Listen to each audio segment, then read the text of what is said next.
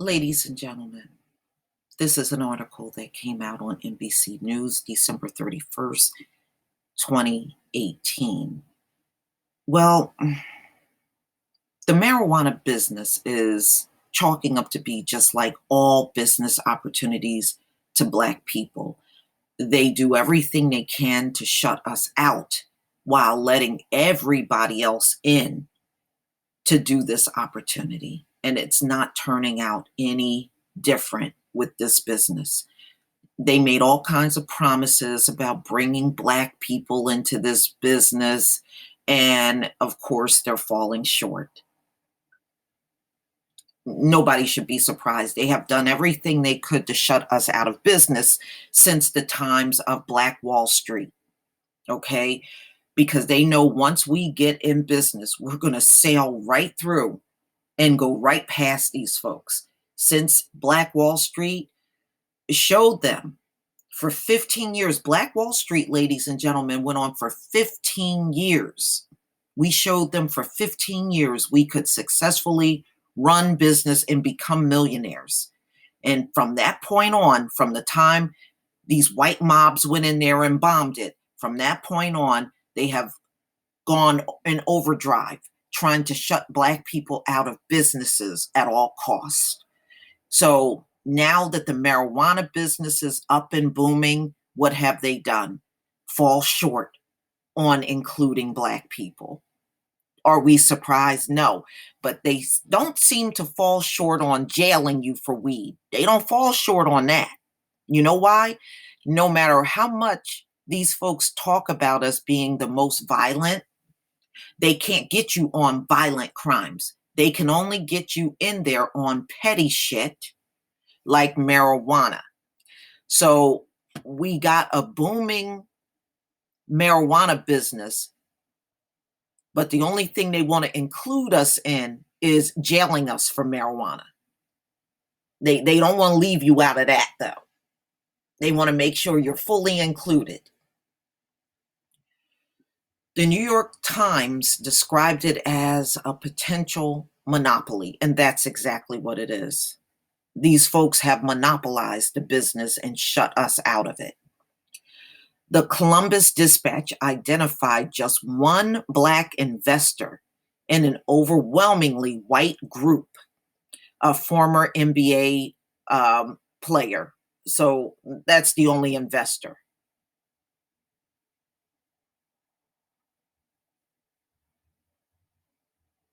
So my question is, why don't the investment groups look more like America? America's not an all-white country, never been an all-white country since its inception. So why do these investment groups constantly look in manners that America don't look in? Others in the investor group included. All right, so they're just talking about the other folks. These are folks that are nothing like us socially. So what difference does that make? So the measure failed 64% to 36%, but the sweeping claim of racial justice and inclusive business opportunities reappear in the marijuana legalization debates that follow in California, Maine, Nevada, Michigan, and elsewhere. Despite these claims, research conducted by groups in favor of legalization has shown that it does not eliminate racial disparities in marijuana arrests. Exactly. Okay, don't want to include you in the business, but want to keep arresting you for marijuana. Okay, racial disparities in marijuana arrest or come close to equally distributing legal weed economic rewards. While marijuana arrests have declined and tax revenue has begun to flow in most states that have legalized pot, the gains have accrued most heavily to white residents. Even though Black Americans paid the drug war's biggest cost, that's right, because we were jailed more than anyone. You can't even leave out the crack epidemic.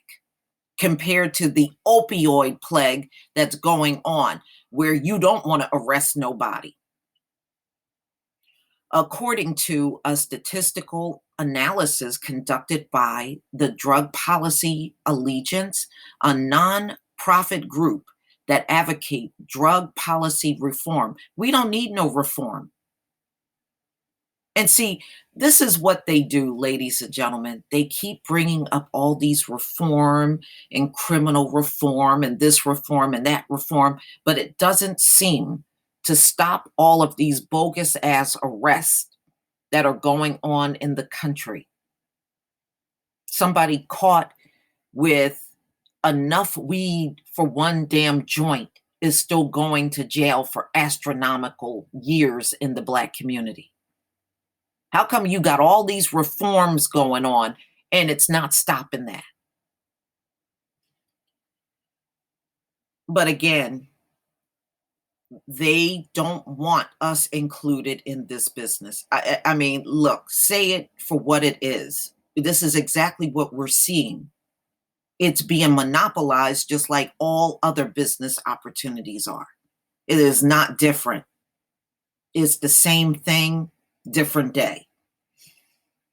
The results in Colorado and District of Columbia and 9 other states where recreational marijuana became legal from 2012 to 2018 have left some lawmakers and even marijuana legalization advocates skeptical of broad social justice claims. For that reason, lawmakers in New Jersey and New York, 2 of the 3 states expected to legalize marijuana in 2019, are now pushing for detailed criminal justice and business equity measures as part of any legalization package.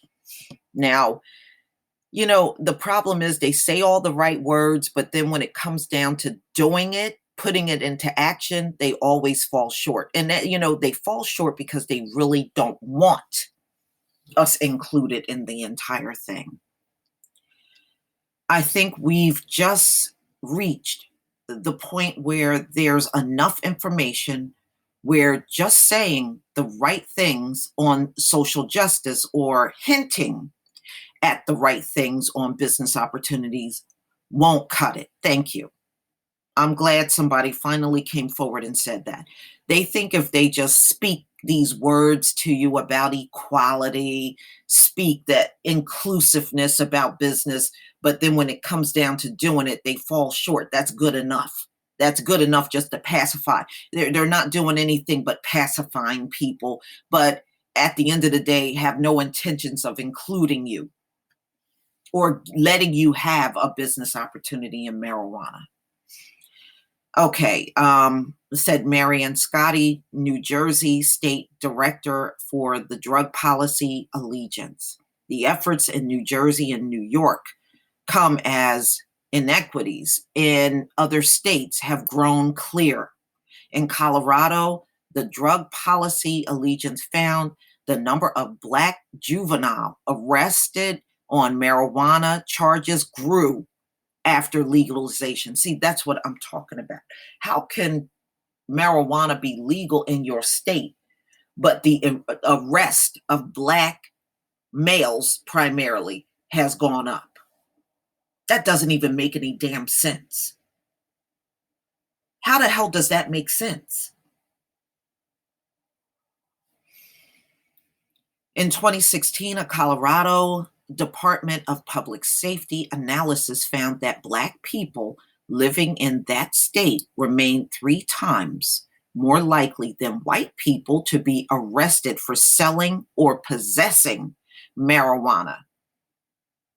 In Washington state, the ACLU analysis found that in 2014, the first year in which marijuana became available in legal retail stores, a Black adult remained 3 times more likely to face low-level marijuana charges than a white adult.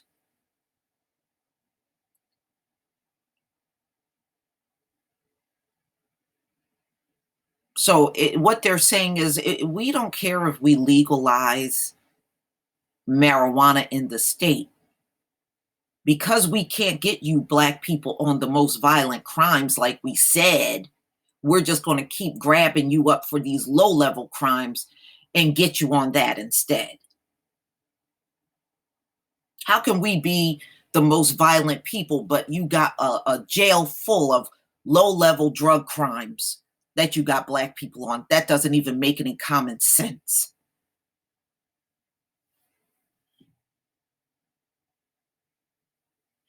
The truth behind those figures is complex, as state legal systems have not fully caught up to the new reality of legalization recreational pot. Law enforcement officials and prosecuting attorneys continue to struggle with enforcement of the complex and sometimes conflicting marijuana laws that remain, according to the 2016 Colorado Department of Public Safety report.